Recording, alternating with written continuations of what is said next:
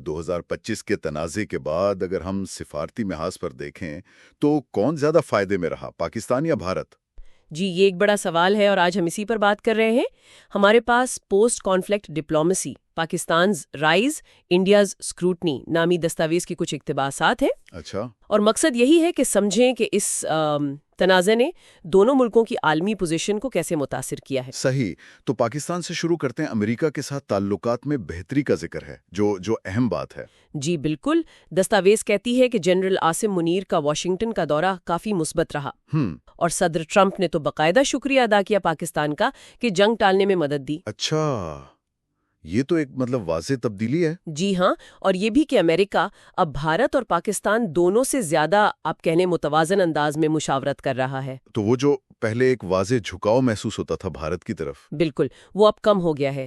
یہ پاکستان کے لیے ایک سفارتی کامیابی ہے۔ ٹھیک۔ اچھا، علاقائی سطح پر کیا ہوا؟ چین تو ساتھ تھا ہی، سی پیک، J-35 طیاروں کی بات چیت۔ جی، چین کی حمایت تو مستحکم رہی، لیکن ترکی کا کردار بھی دلچسپ ہے۔ کچھ خفیہ بحری اور سفارتی مدد کا ذکر ہے۔ اور خلیجی ممالک، سعودی عرب، امارات، قطر؟ ان کا کردار بھی اہم تھا۔ انہوں نے ثالثی کی پیشکش کی، جو پاکستان کے آپ کہیں تحمل پر اعتماد کو ظاہر کرتا ہے۔ یعنی پاکستان نے خود کو ایک ذمہ دار ریاست کے طور پر پیش کیا۔ جی، دستاویز کا مجموعی تاثر یہی ہے کہ پاکستان نے پختگی دکھائی، تحمل کا مظاہرہ کیا، اور نئے دروازے بھی کھلے۔ بنگلہ دیش کے ساتھ بہتری، روس سے مشقیں، توانائی معاہدے، ایران سے بھی۔ جی، بنگلہ دیش میں حکومت بدلنے کے بعد تعلقات بہتر ہوئے، روس کے ساتھ گرم جوشی بڑھی، نئی فوجی مشقیں ہوئیں، توانائی کے معاہدے ہوئے، ایران کے ساتھ بھی مشترکہ بحری مشق ہوئی۔ تو کیا پاکستان اپنی خارجہ پالیسی کو زیادہ پھیلا رہا ہے؟ ایسا ہی لگتا ہے۔ صرف مغرب پر انحصار نہیں، بلکہ روس، چین، ایران اور دوسرے علاقائی ممالک کے ساتھ بھی تعلقات کو مضبوط کیا جا رہا ہے۔ تو یہ تو ہی پاکستان کی بات۔ اب ذرا بھارت کی طرف دیکھتے ہیں۔ وہاں صورتحال کیسی رہی؟ ذرائع کہتے ہیں کچھ ملی جلی سی تھی۔ جی، بھارت کے لیے معاملہ تھوڑا پیچیدہ رہا۔ وزیر اعظم مودی نے G7 ممالک سے اپیل کی تھی کہ پاکستان کو دہشت گردی کا سرپرست قرار دے کر الگ تھلگ کیا جائے۔ اچھا، اور G7 کا رد عمل کیا تھا؟ G7 اور کوڈ پارٹنرز نے بھارت کے سیکیورٹی موقف کی تعریف تو کی، اس کے دفاع کے حق کو تسلیم کیا، لیکن پاکستان کو مکمل طور پر الگ تھلگ کرنے والی بات نہیں مانی گئی۔ اور ایک اہم بات، بھارت نے کسی بھی تیسرے فریق کی ثالثی کو سختی سے رد کر دیا۔ اچھا، تو وہ یک طرفہ طور پہ ہی آگے بڑھنا چاہتے تھے؟ جی، ان کا موقف یہی تھا۔ مغربی حکومتوں نے بھی کہا کہ ٹھیک ہے، دفاع کا حق ہے، مگر کشیدگی کم کریں۔ اور علاقائی طاقتیں، چین، ترکی، خلیجی ممالک؟ انہوں نے بھارت پر زور دیا کہ وہ اپنا لہجہ تھوڑا نرم کرے، تو عالمی رد عمل آپ کہہ سکتی ہیں منقسم تھا۔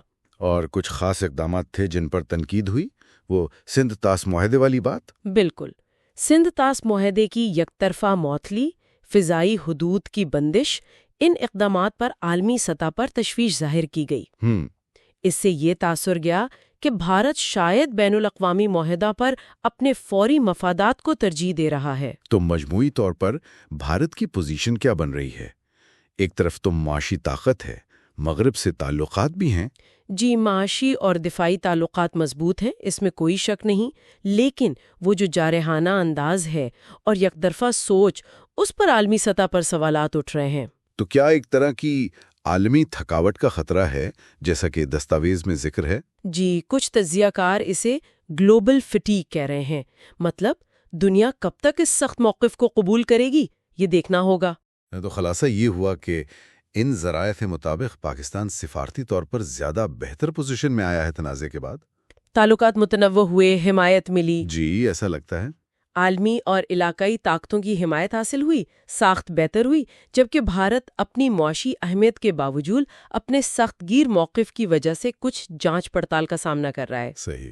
اس کے یک طرفہ اقدامات پر سوالات ہیں۔ بالکل۔ تو یہ واقعی ایک دلچسپ صورتحال ہے۔ آخر میں سامعین کے لیے ایک سوال چھوڑتے ہیں۔ جی۔ سوال یہ ہے کہ کیا پاکستان کے یہ جو نئے اور وسیع ہوتے سفارتی تعلقات ہیں، خاص طور پر روس اور چین کے ساتھ، کیا یہ طویل مدت میں خطے کے طاقت کے توازن کو مستقل طور پر بدل دیں گے؟